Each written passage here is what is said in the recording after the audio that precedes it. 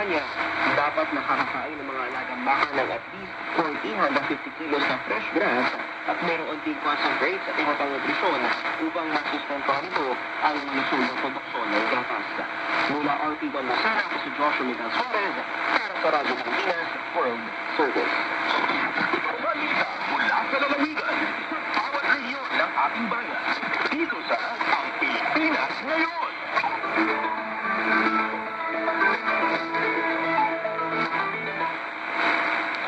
Salamat Diyos po mula Calabarzon, lipat na tayo sa Mimaropa Region. Mayroon 1,000 solar home panels na ipagkaloob ng lokal na pamahalaan ng Palawan para sa mga residente ng malalayong lugar sa lalawigan. Para sa kabuang detalye, narito si Lizard Tilaping ng Radyo Pilipinas, Palawan.